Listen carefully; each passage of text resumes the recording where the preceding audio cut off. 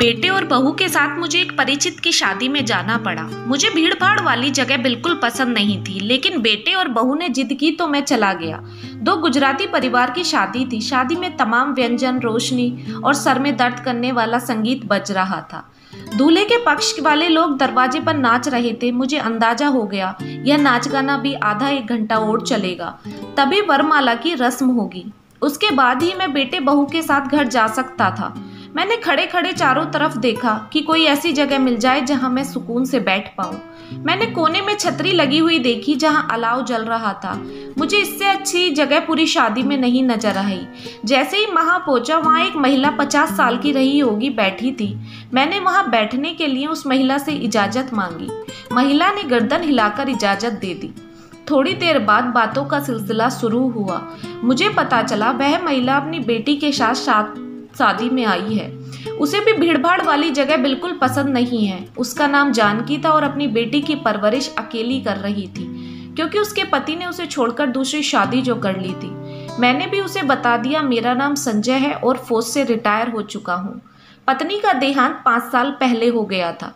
घर में बेटा, बहू और एक पोती है। बातों ही बातों में कब 2 घंटे निकल गए पता ही नहीं चला।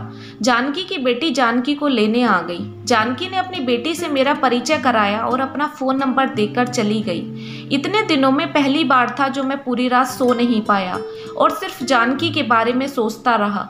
अगले दिन सुबह सुबह ही मैंने जानकी को गुड मॉर्निंग का मैसेज भेज दिया। उधर से वापस रिप्लाई आने में ज़्यादा देर नहीं लगी।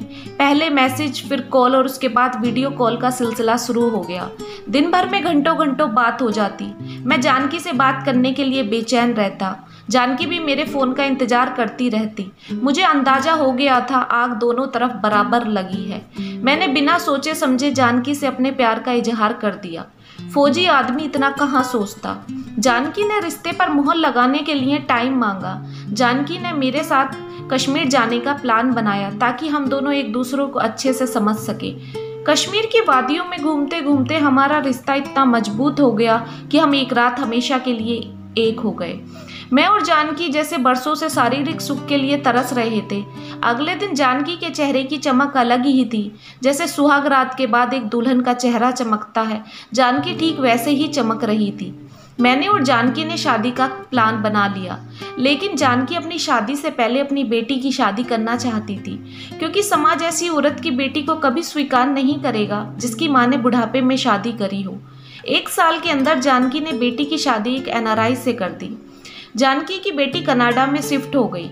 उसके बाद जानकी ने बेटी से अपनी शादी की बात करी। विदेश में ऐसी शादी एक आम बात है, इसलिए जानकी की बेटी को हमारी शादी से कोई परेशानी नहीं हुई।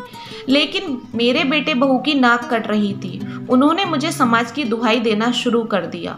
मैंने उन्हें साफ लफ्जों में कह दिया कि मैं उनसे शादी की अनुमति नहीं मांग रहा, बल्कि उन्हें बता रहा हूँ। मैंने जानकी से शादी कर ली और कश्मीर जाकर शिफ्ट हो गया। मेरी पेंशन के लालच में बेटा और बहू ज़्यादा दिन तक नाराज नहीं रह पाए। आज मैं जानकी के साथ शादी करके बहुत खुश हूँ और अपना बुढ़ापा एंजॉय कर रहा हूँ।